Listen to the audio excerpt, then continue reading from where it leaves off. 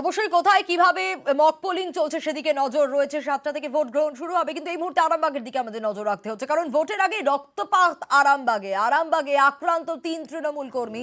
বাঁশ লাঠি দিয়ে মারের অভিযোগ, ধারালো অস্ত্রের কোপ। এক তৃণমূল কর্মীর অবস্থা রীতিমতো আশঙ্কাজনক বলে খবর পাওয়া যাচ্ছে। ভোটের আগেই রক্তপাত আরামবাগে, আমরা নজর রাখার চেষ্টা করব ঠিক কি অবস্থা, কি পরিস্থিতি জানবো। অর্পণ আমাদের প্রতিনিধি রয়েছেন, আমরা নজর রাখবো। এরই পাশাপাশি বাপন আমাদের প্রতিনিধি রয়েছেন আমাদের সঙ্গে ইতিমধ্যেই। বাপন, ঠিক কি ঘটেছে, কাদের বিরুদ্ধে এই অভিযোগ, কিভাবে এই হামলার ঘটনার সূত্রপাত ঠিক কোন জায়গায়? তোকে একেবারেই ভোটের আগের রাতেই কিন্তু রক্তপাত হুগলি আরামবাগের মলয়পুর এলাকায়, সেই এলাকাতেই কিন্তু 3 তৃণমূল কর্মী, তাদেরকে কিন্তু বেধড়ক মারধর এবং ছুরি দিয়ে কোপানোর অভিযোগ উঠেছে বিজেপির বিরুদ্ধে। ঘটনায় কিন্তু যত রাজনৈতিক তরজাও শুরু হয়েছে।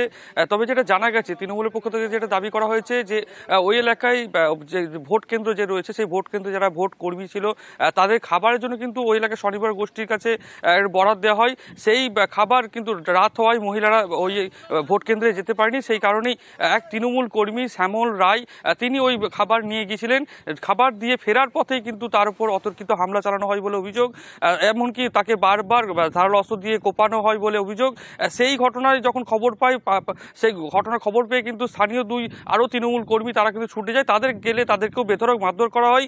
এই পুরো ঘটনায় তাদের আশঙ্কাজনক অবস্থায় কিন্তু রাতেই কিন্তু আরামবাগ মেডিকেল বাপন, একটু কলেজে। সঙ্গে থাকো। অর্জুন সিং কি বলছেন একটু শোনাবো।